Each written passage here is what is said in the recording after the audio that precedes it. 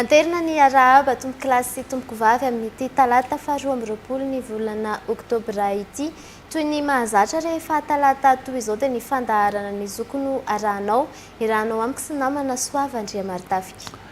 Araba tompokolahy finaritra tompoko vavy. Takarivan'ny talata izay fanaraka ao atao anatin'ny haino aman-jery viva ny fandaharana ny zoko. Ny zoko izay resahana ireo tranga eny anivon'ny fiainan'ny fiarahamonina izay tokony ampisongadina ny zon'ny olom-pirenena na ny andraikiny ihany koa eo anivon'ireny raharaha isan-tsokajiny ireny. Isy loha hevitra iray izay azo ambara fa ao anatin'ny vanim-potoana izay mahabe resaka eto amin'ny tany sy ny firenena izay no nofidiana ho amin'ity hariva ity dia ny tontolon'ny fanalaolona amin'ny tany izay ilay antsoina hoe expropriation. Zay zany no loha hevitra resahana nanasana vahiny izay manana traikefa manokana misahana ndraikitra eo amin'ny ivon'izany tontolon'ny fananantany izany ary eo ihany koa ny fahaizana lalàna izay isan'ny nanasana vahiny. Ny namana Farinera Zafinavelo no anolotra anao ny vahiny amin'izao alina izao. Vahiny resaka amintsika manodidina izay fanalana olona amin'ny tany na expropriation izay. Vahintsika voalohany Ramatoa Ramavoarinoro Lucette Alexandrine, chef de service de l'expropriation au sein de la direction des domaines et de la propriété foncière. Ary eo akaikiny ihany koa Andriamatoa Randriantso Jean-Jacques, chef de service des travaux spéciaux au sein de la direction des études et travaux topographiques. Ary avato amin'ny ilany avato ndray kosa ny mpahalalana Rakotondrainy John. Efa araka ny nolazaina teo izay natsidiky ny namana Soavandriamartafika teo dia ny expropriation na ny fanalana ny olona amin'ny tany no loha hevitrintsika. Angamba ny voalohany manitikitika ny any tokantrano any manodidina izay hoe fanalana olona amin'ny tany izay. Ny tany rehetra ve no ahafahana manala ny olona amin'ny tany izay ary manahoana tsara ny momba n'ity expropriation ity. Asa angamba ometsika vetrana ny Ramatoa Lucette Alexandrine. Sotra tompoko amin'ny fanomezana fitenenana. Ny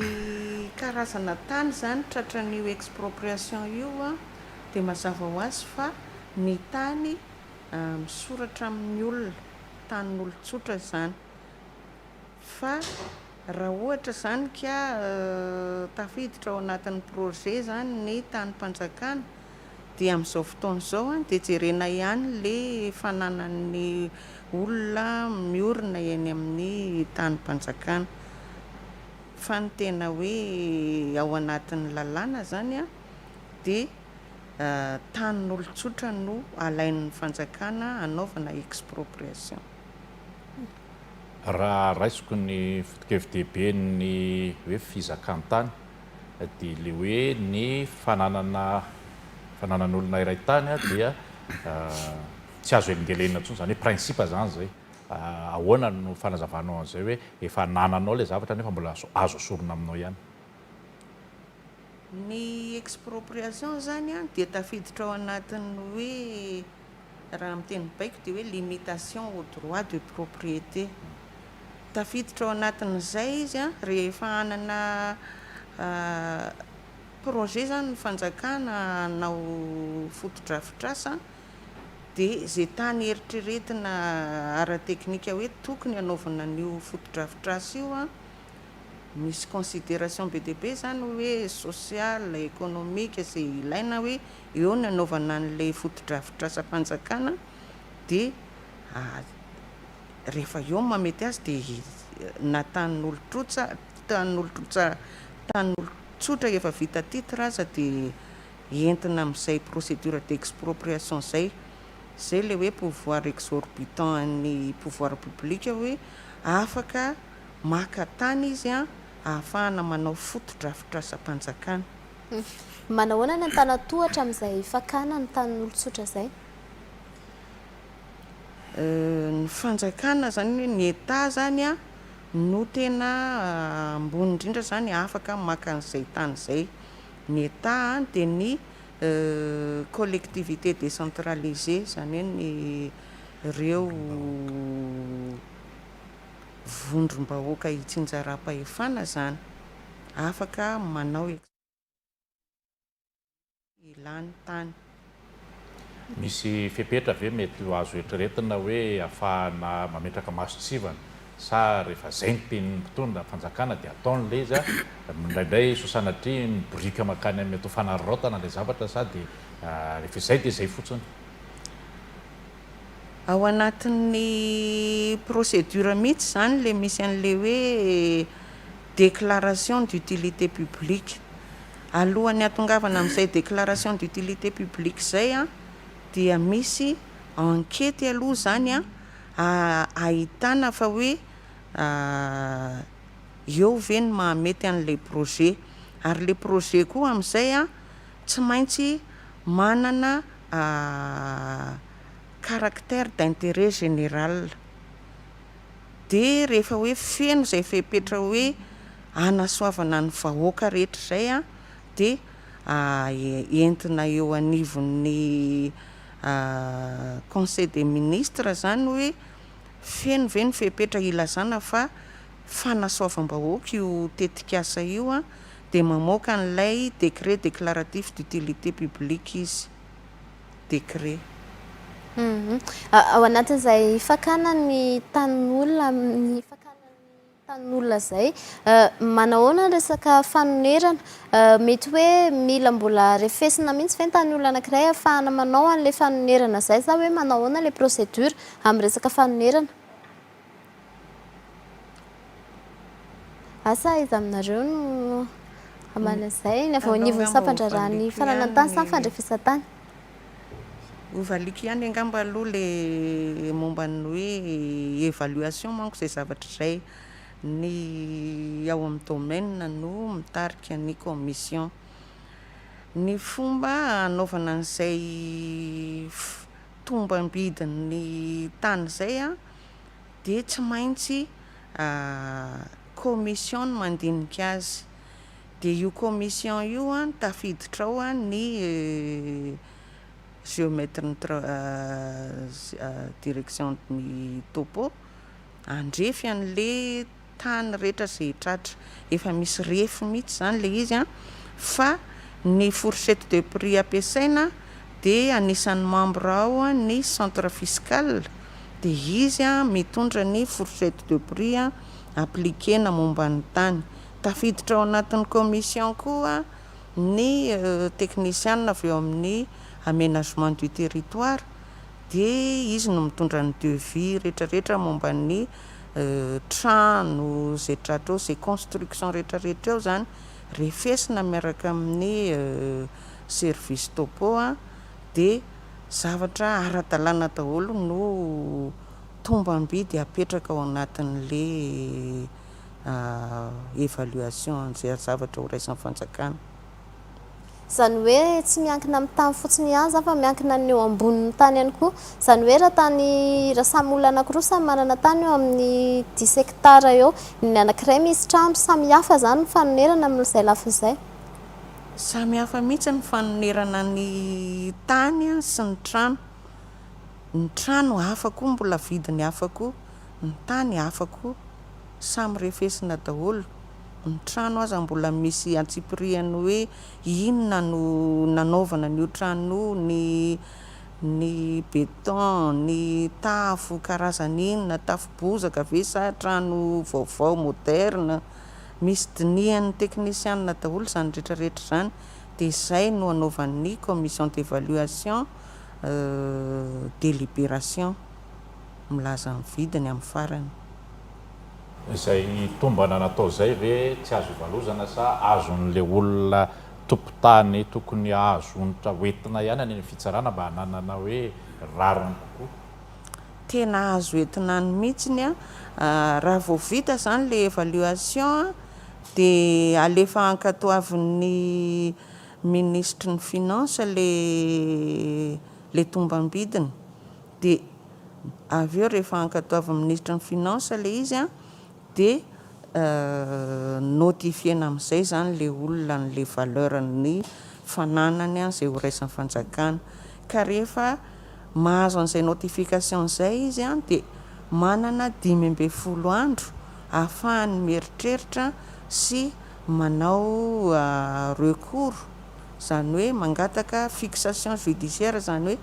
ny fitsarana zany no angatahany amoaka valeur satria tsy ekeny zany le valeur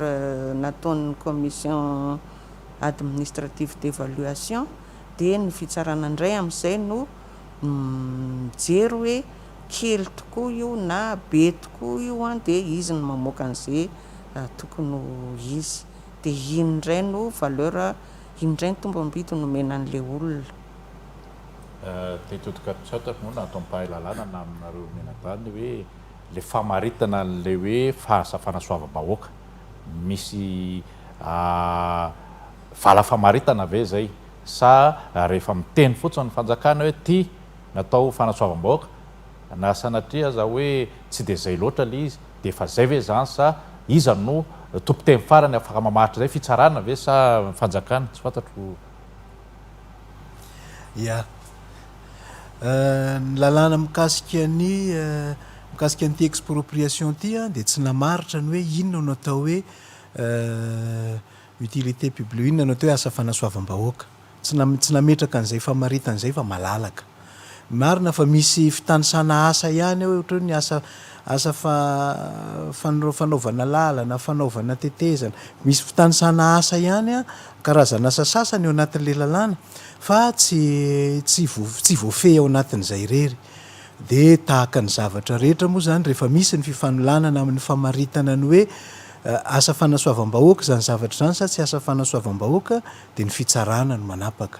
Fa amin'izay fotoana izay ny fitsarana any amin'ny misahana ny ady fanaovana amin'ny fanjakana moa zany mamaritra amin'izay fotoana izay. Tranga efa nitranga zany tamina fanaovana expropriation tamina toerana anankiray nisy asa nataona mpandraharaha, orinasa lehibe, mpandraharaha lehibe dia nisy ny contestation, nisy zany ny fitsipahana amin'ny hoe tsy asa fanasoavam-bahoaka io fa n'le orinasa, fa namaly ny fitsarana hoe marina fa le orinasa no nanao azy fa le asa ataon'le orinasa mitondra soan'ny daholobe dia napetraka dia qualifien'ny fitsarana ihany zany tamin'izay hoe asa fanasoavam-bahoaka. Zay zany no azo lazaina mikasika an'iny. Ny mety hoe limite ny angambany azo resahana dia ny hoe misy tsy voalaza ao anatin'ny lalànantsika le izy, tsy voalaza tao anatin'ny lalàna ny zareo tany ivelany ihany koa tamin'ny fotoana nivoahana didim-pitsarana na jurisprudence mahakasika an'izany dia le hoe misy bilan coût et avantage atao. Zay zany no ohatrany hoe fa fijerena azy hoe hatray raha iverina fa asa fanasoavam-bahoaka le izy dia misy tombana ihany, misy bilan atao ihany amin'ny sarany sy izay mety ho tombontso ho azo avy eo. Eto amintsika tsy mbola nisy didim-pitsarana mikasika an'izay fa any ivelany ny frantsay moa zany zay isan'ny todiantsika angalantsika lesona ny jurisprudence ny zareo dia efa mametraka ny fisiny zay hoe misy an'izay bilan coût et avantage zay atao amin'ny amaritana ny maha tena fanasoavam-bahoaka tokoa ny asa anankiray na tsy fanasoavam-bahoaka. Le tetikasa zay hotanterahana ao anatin'ilay toerana ambara hoe anaovana fanasoavam-bahoaka zay hoe misy fetra ihany koa. Zany tiako tenenina hoe tetikasa tokony vita ao anatin'ny 3 taona, ka raha tsy vita ao anatin'ny 3 taona le izy dia inona ny zavatra mety hitranga? Ny zavatra mety hitranga dia any amin'le resaka fanonerana. Ny fanonerana zany raha ohatra ka tsy mbola tsy tanteraka le tetikasa ao anatin'ny herintaona, tsy voarain'le olona tokony handray an'le fanonerana le vola fanonerana ao anatin'izay fempotoana herintaona zay, herintaona aorinan'ny ilazana fa asa fanasoavam-bahoaka ny asa anankiray dia azon'ilay olona manana esorina aminy ny taniny na dia efa nisy aza l'indemnité efa ny fanarahana na efa ny feran'ilay commission naraka ny voalaza teo azon'iny atao no mangataka ny anombanana vaovao indray hoe réévaluena zany lay indemnité mety ho azony. Izay no azo atao fa ny amin'ny hoe ao anatin'ny fempotoana zao tsy maintsy tanteraka ny tetikasa tsy namaritra an'izay ny lalàna. Ary ohatra tsy vita mihitsy le asa, tsy natao mihitsy tateo aoriana,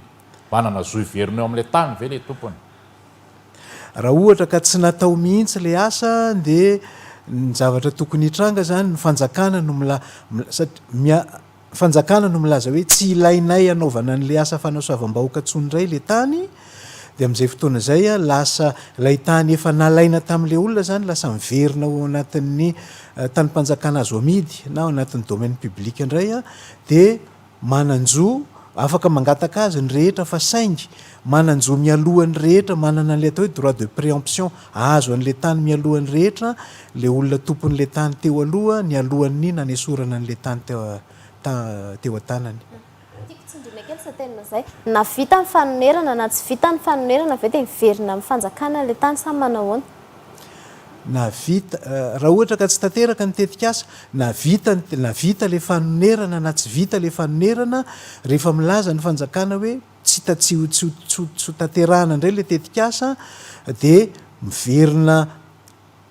ao anatin'ny tanympanjakana azo amidy na domaine privé le tany, de amin'ny maha domaine privé azy zay a de afaka mangataka azy ny olom-pirenena malagasy rehetra, fa saingy manana zo tombon-dany na droit de préemption hahazo an'le tany mialohan'ny olona rehetra, le olona tompon'le tany mialohan'le nanesorana azy teo aminy, nanaovana ny expropriena an'le tany teo aminy. Idirantsika lalindalina kokoa zay resaka momba ny expropriation na fanalana ny olona amin'ny tany zay rehefa avy eo fandeha aloha isika naraka ny horonan-tsary fampahafantarana ny BIMTT izay mpanohana nyity fandaharantsika ity.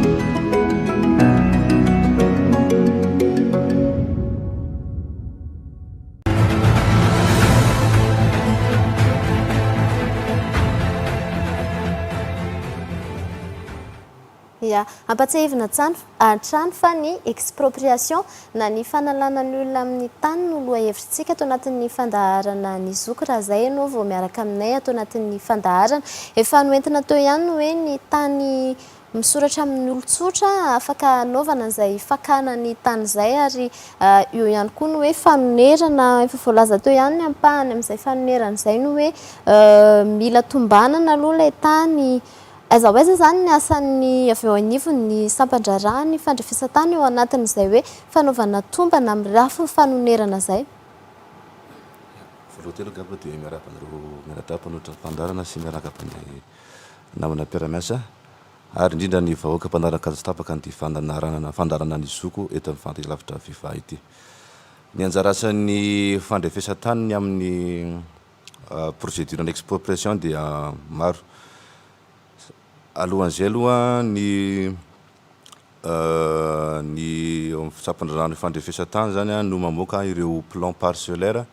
izay touchen'ilay tetikasan'ny fanjakana na collectivité manana an'izay anaovan'izay procédure na expropriation zay. Zany hoe ny fanjakana manolotra hoe aiza ilay tetikasa no atao, de izy avy ireo parcelle na ireo propriétaire touché amin'io projet io. Ny anjara asan'ny topo zany dia midélimiter aloha ilay projet hoe aiza avy ilay projet aiza ilay projet no mipetraka, de izy koa mamoaka an'ilay plan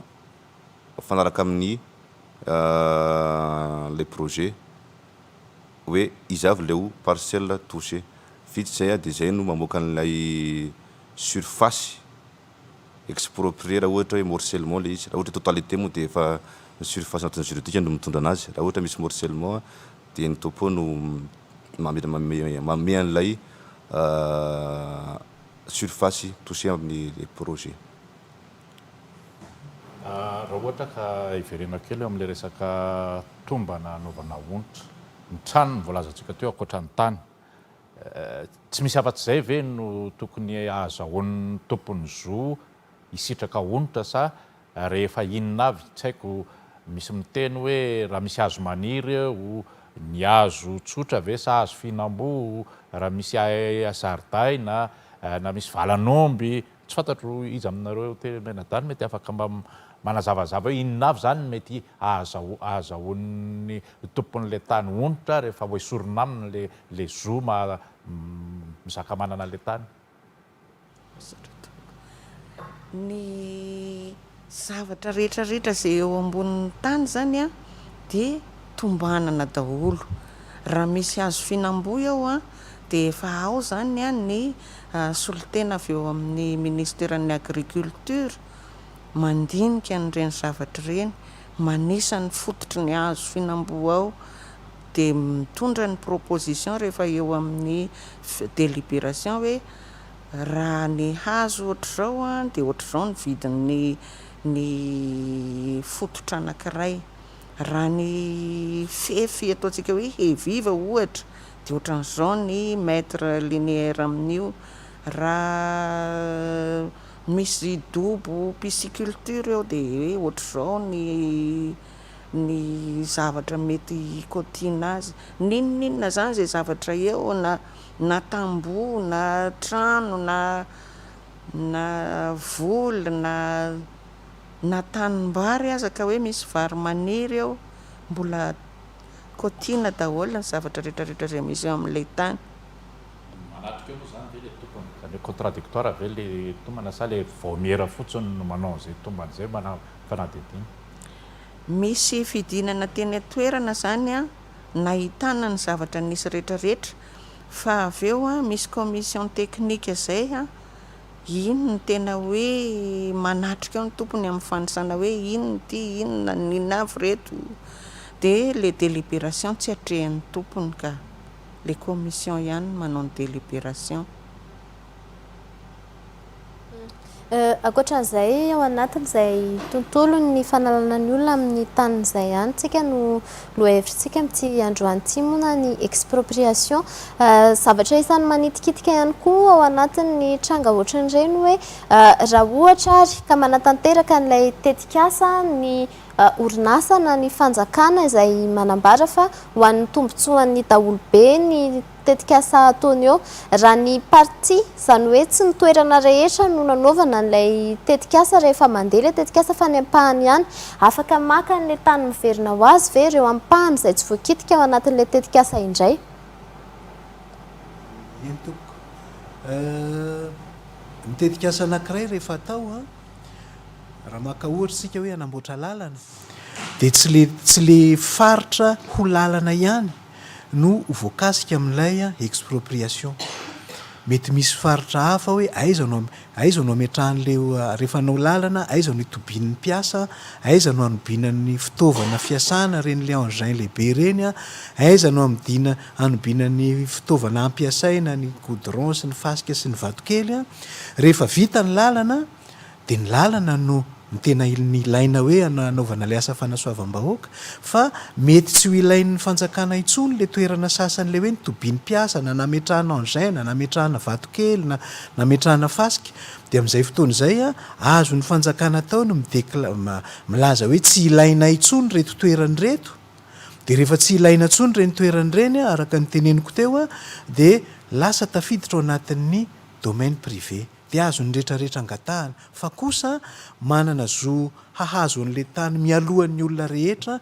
ny tompon'ilay tany taloha. Zavatra tokony ho isy dia izao, rehefa milaza ny fanjakana hoe tsy ilaina intsony reto a dia ny fanjakana ny ao amin'izareo misampandrarany fananantany moa zany manome lettre de mise en demeure, manome taratasy a mandefa taratasy any amin'ilay tompon'ilay tany teo aloha milaza hoe tsy ilaina intsony le tany a, fa raha ohatra ka ilainareo a dia angatao. Dia raha manao an'izay lettre de mise en demeure zay ny ao amin'ny sampandrarany fananantany a dia manana enim-bolana, raha tsy diso manana enim-bolana le tompon'ny tany a ahafahany mihazakazaka mikarakara ny fangatahana n'ilay tany indray ara-panjakana. Mariako a mangataka indray izy fa tsy hoe tonga dia miverina ho azy, fa mbola misy an'ilay procédure ny fangatahana tany ohatran'ny procédure rehetra zany a tsy maintsy a hoarahany amin'izay. Zavatra mety matetika mitranga dia izao, vita ny asa mijanona fotsiny eo le tany dia anjaran'le tompon'le tany teo aloha rehefa mahita hoe tsy ilaina tsona no mangataka any amin'ny sampandrarahany le tompon'le asa amin'ny sampandrarahany tao zava-baventy ohatra no hoe rehefa tsy ilainareo tsony dia déclasseo satria tsy ho afaka angatahana mihitsy iny raha tsy déclassena aloha lazaina hoe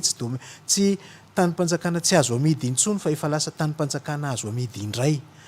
dia anjaran'le olona tompony mikarakara an'izany hoe déclasseo io tany io fa anay io taloha raha milara mahita moa ny fanjakana fa hoe tena tsy ilaina tsony tokotrany fa ho déclassena dia mandeha araka le nyresahana teo raha ohatra ka milaza tsy manao an'le déclassement ny fanjakana dia mety mbola manana antony ilany an'le tany angamby izy dia akoatran'izay raha ohatra koa ny hoe fanontaniana mety hipetraka koa ny hoe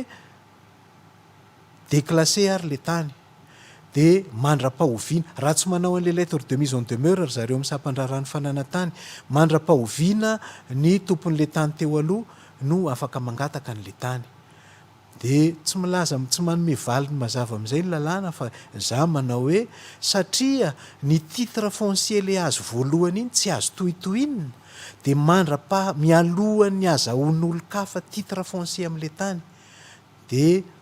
raha tsy mbola manao lettre de mise en demeure ny ao amin'ny fananantany dia afaka mikarakara n'lay mi-exercer an'le droit de préemption zany mikarakara ny azahoany an'le tany fa raha vao misy olo-kafa mahazo titre amin'le tany akoatra n'le tompony taloha dia le titre azo voalohany iny tsy azo atao nininina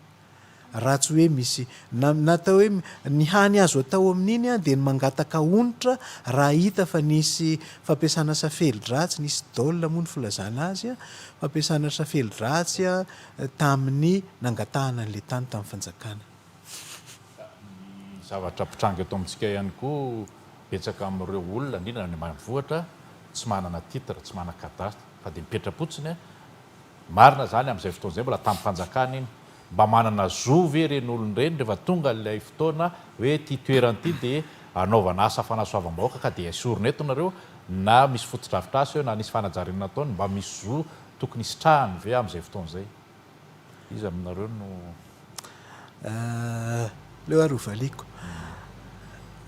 reny olona reny manana zo fa saingy tsy ny lalàna mahakasika ny expropriation no manome azy an'izay zo zay fa ny lalàna le lalàna le ataontsika hoe loi sur la théorie générale des obligations na LTGO io lalàna io milaza hoe izay olona manao zavatra mahatonga fahavoazana manolo-kafa dia andraikiny ny manonitra an'iny fahavoazana iny zay lalàna zay no azo ny ampiasana angatahany an'izay mety hoe ho fanonerana amin'izay zavatra fahavoazany fa mariana nefa aloha fa mety hanana ny ilazany koa ny fanjakana ny hoe izany nanome anareo alalana anorina trano eo raha atao hoe fanorenana le izy izany nanome anareo alalana hipetraka eo raha fipetrahana maharitra le izy mety hamaly an'izany ny fanjakana akoatran'izay ny reo le banque lehibe reo le mpamatsy vola lehibe tahaka ny banque iraisam-pirenena reny dia manana norme manana fitsipika ifampifehezany ao anatiny ao ny fitsipika ifampifehezany ao anatiny ao zany tahaka izao hoe rehefa ny vola avy ety aminay no ampiasaina dia mba satrinay mba manaja n'izao fenitra zao ny asa atao tafiditra ao anatin'izany no hoe raha misy ny famindra-toerana olona na misy fanesorana toerana eo amin'olona na misy na hoe mitarika fahavoazana aman'olona na tsy tompon'le tany azy ilay tetika asa atao vatsiana vola dia takiny reny fitsipika reny matetika ny anonerana an'ilay olona trapahavoazana raha ka ohatra tsika hoe mpivarotra moron-dalana zany raha ny tokony ho izy tsy natao hivarotana fa raha misy mivarotra moron-dalana eo dia misy asa lehibe atao mety misy expropriation amin'le olona manodidina eo mety fa voakasika ohatra le mpivarotra moron-dalana ataontsika hoe mipetraka amin'ny tanin'olona azy izy eo dia reny le fitsipika ny reny le banque mpamatsy vola lehibe reny misy milaza n'izany hoe onero izy hoe farafaratsiny mandritra n'le fotoana tsy maintsy anajanonany an'le asa fivarotana ataony eo onero izy aloha fa io mariako fa mbola vitsy ny reo le mpamatsy vola lehibe reo no manana an'izany a ary tsy ny rehetra fa vitsy ny anankiray nyteneniko teo moa zany a iny aloha zao no efa hitako de iny ny azoko antoka hoe manana fitsipika tahaka an'izany a izay takiny a amin'ny amin'izay orinasana izay tany a mampiasa n'le vola avy ao aminy ny fananana iobonana amin'izay resaka zay ohatra hoe misy sekoly eo sekoly mpanjakana zany misy trano fivavahana eo mety misy kianja fanaovana fanatanjahantena eo aiza ho aiza ny satany ireny amin'izay vanim-potoana zay ny sekoly ny trano fivavahana manokana aloha ny trano fivavahana ny lalàna mikasika ny fivavahana de milaza hoe ny tany misy ny trano fivavahana de omena maimaim-pona ny fanjakana de soratan'ny fanjakana ho isan'ny tany-panjakana tsy azo amidy tsy fantatro hoe firy ny fiangonana manaraka an'izay fa zay aloha ny lalàna zay ny mahakasika ny fiangonana zany a domaine public iny ny mahakasika an'ireo le sekoly-panjakana ozy ianao teo a na ny tany hafa ampiasain'ny fanjakana reny a naraka ny resahana tamin'ny voalohany teo le hoe tanyn'olon-tsotra no anaovana n'le expropriation ny tany zany misy satany anankitelo misy karazany misy satany telo misy statut anankitelo ny tany misy ny tany-panjakana misy ny tanyn'olon-tsotra de misy ny tany manana sata manokana ny tany-panjakana amin'ny maha hoe efa mpanjakana azy zay iny tsy anaovana expropriation iny efa izy ny tompony ny fa ny anaovana expropriation de le tanyn'olon-tsotra zany hoe le tany-panjakana na teny efa tany-panjakana na tany nomen'ny fanjakana sampandrara-panjakana anaovan'ny asany na efa natokany natoloran'ny fanjakana sampandrara-panjakana hoe misy tetikasa ho atao eo amin'ny toerana iny a iny tsy tokony ho voakasika amina expropriation efa aza raha teo iny misy anampinan'izay ve ny avy eo anivony sampandrarahany fananan-tany manamafy fotsiny angamba no ataoko amin'le hoe rehefa le bailleur de fonds reny zany mametraka an'izay fipetra zay hoe omena sandany foana zany ny zavatra eo ambonin'ilay tany-panjakana de manaraka foana zany ny aty amin'ny commission d'évaluation hoe tombanana foana le zavatra misy a na de ny ambonin'ny tany-panjakana azy zay no amafisiko fotsiny hoe pratika zany amin'izay zavatra nylazain'ny mpahay lalàna teo zay mialohan'ny amaranantsika ny fandaharana de omentsika ray minitra avy tenenana ianareo vahiny rehetra nasaina tamin'ity androany ity angamba atombokontsika ato amin'ny Andriamatoa Jean-Jacques ny fandraisana fitenenana ao anatin'izay ray minitra zay de ny amin'le procédure-na expropriation moa zany de vahefahintsika tsara fa tanyn'olon-tsotra no alain'ny fanjakana anasoavana ny vahoaka ka ireo tany ireo a izay nalain'ny fanjakana amin'ny vahoaka dia tsy maintsy onerany manontolo ny ninona zany za zavatra eo amboniny na ilay tany ka ny fanjakana zany tsy hoe manala fotsiny fa mafandrenana an'ireo zay tany sy ireo zavatra nalainy tamin'ny vahoaka ka tsy tokony atahotra hoe very na very fananana fa oneran'ny fanjakana daholy a ireo zay zavatra nesorona tamin'ny olo-tsotra angambany de amin'ny vidiny zay naraka ny toetrandro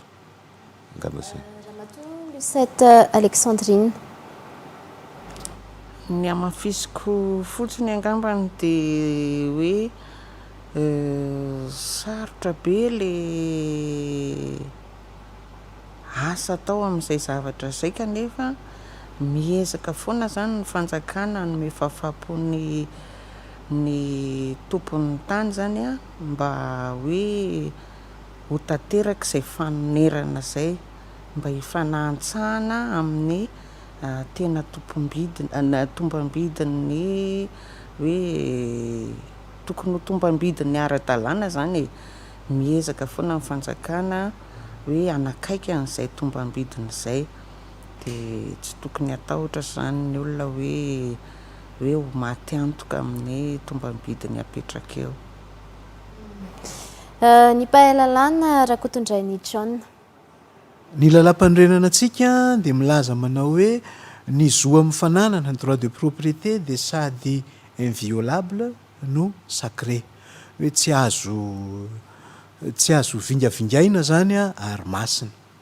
Mahalaza zay fiheverantsika, fifandraisantsika amin'ny tany zany zavatra zany, satria tsika mahatsapa, tsika mahafantatra fa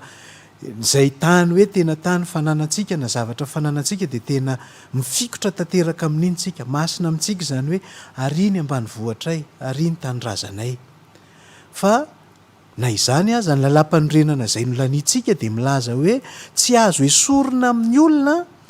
ny zony amin'ny fananany raha tsy amin'ny alalan'ny expropriation pour cause d'utilité publique, raha tsy amin'ny alalan'ny expropriation no ny antony hoe misy asa fanasoavam-bahoaka ary hialoavana fanonerana sady misy fanonerana sady aradrariny no fanonerana mialoha.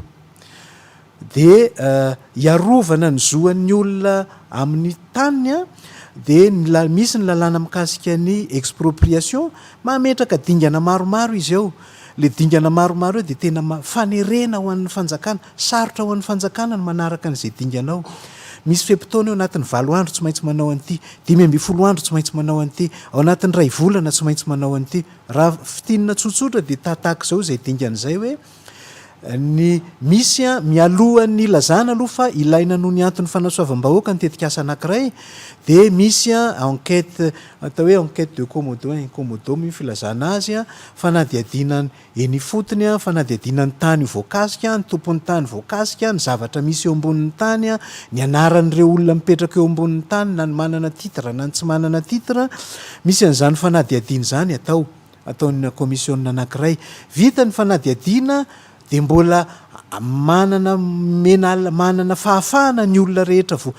mieritreritra fa manana tany voakasika amin'ilay expropriation, mitondra ny fanamariana avy any aminy, mampafantatra ny tenany ny sasany raha ohatra hoe ny anaranay, ny tanitaninay toa tsy hita ao nefa ny raha eny amin'ilay toerana lazaina fa hanaovana an'ilay lalana ohatra ny taninay voakasika, manana fepitaona 2 volana izy afaka mitondra n'izany fanamariana zany any amin'ny commune, any amin'ny district. Ao aorianan'izay zay vao mamoaka n'ilay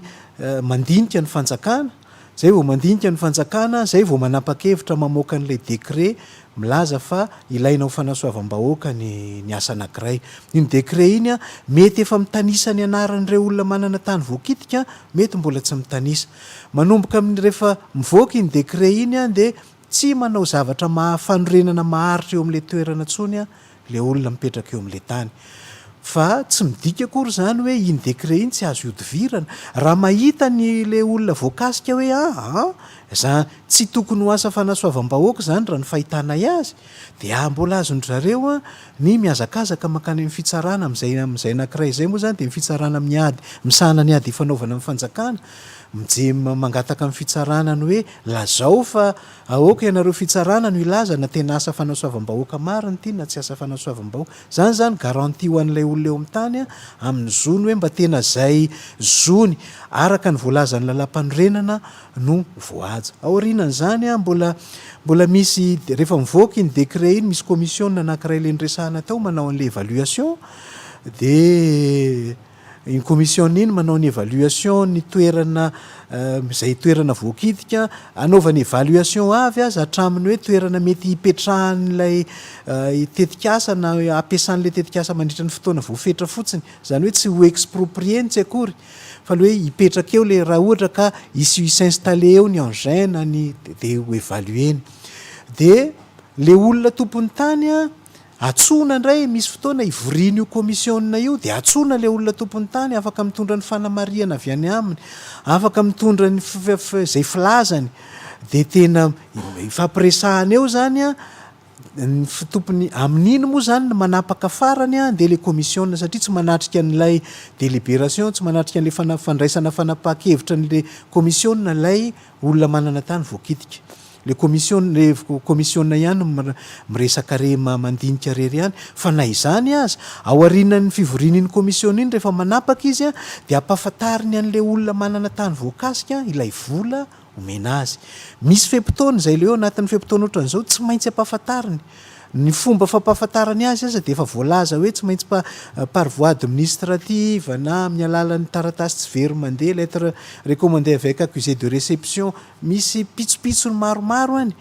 de ao arinan'iny rehefa mahita le olona anankiray hoe tsy d'accord amin'ity montant ty a de mbola afaka manao recours izy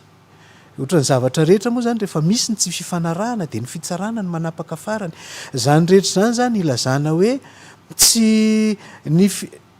zavatra anankiray voalaza ny lalàna ny expropriation pour cause d'utilité publique ny fahafahana manao azy a ary ny fiarovana ny zon'ireo olona voakitika na mety ho voatohitohina amin'izany expropriation zany a de azo sotomina ihany koa azo jerevana ihany koa ao anatin'ny lalàna fa tsy raha ohatra ka hijanona amin'ny hoe tany-tandalàna isika sotra tompoko eny ary ankasitrahana ny mpahalalàna Rakotondrainy John ankasitrahana toraka izany ihany koa ny chef de service des travaux spéciaux Randriantsoa Jean-Jacques ankasitrahana ihany koa ny chef du service de l'expropriation Ramavoarinoro Lucette Alexandrine izay avy eo anivo ny sampandrarahany fananany tany sy ny avy eo anivo ny sampandrarahany fandrefesatany mialohany amin'ity na ny namana Soavandria Martafika ny fandaharantsika tamin'ity anio ity dandalo sika anaraka ny horonan-tsary fampahafantarana ny BIMTT izay mpanohana ny fandaharana ny zoko.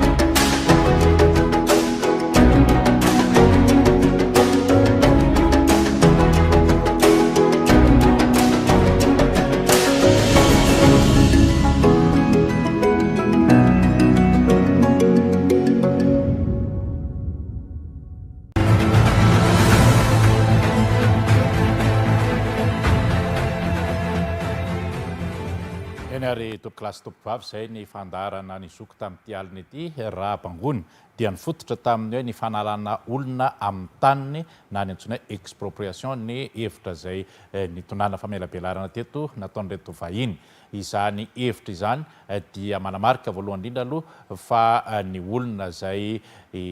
ampiarana izay fepetra hoe esorina amin'ny fananana izay dia manana zolo izy voalohany indrindra izy ny tompon'ilay fananana. Faharoa voaporofo fa izy no mizaka manana izany fanana zany na ny tany maromarona koa ary ny zavatra rehetra eo ambonin'ilay tany na trano io na fotodrafitrasa hafa na zavatra voleny io na valan'omby io na fiariana hafa dia ananany zo ihany koa hisitraka onitra avy amin'ny fanesorana azy eo amin'izany toeran'izany ary akoatr'izay voalazan'ireto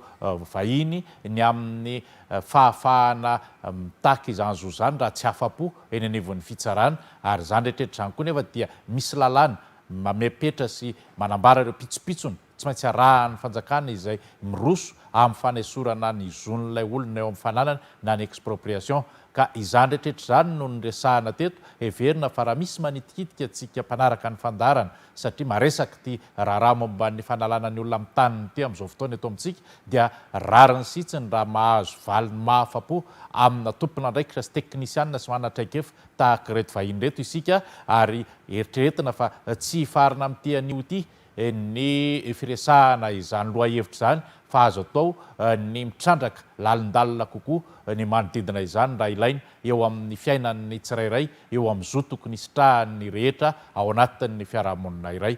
farany aina zavatra velona. Ankasitrahana ny teknisiana rehetra na totosa ity fandaharana tamin'ity anio ity ampasahevina trano ny mpanaraka ny fandaharana fa misy ny afahantsika mifandray dia io ny page Facebook ny Zoko ary io ihany koa ny laharana maitso 770 izay afahantsika mifandray amin'ny tompona andraikitra eto aniva ny fandaharana ny Zoko io ihany koa ny mailaka ny Zoko viva@gmail.com. Makasitraka indrindra tompoko.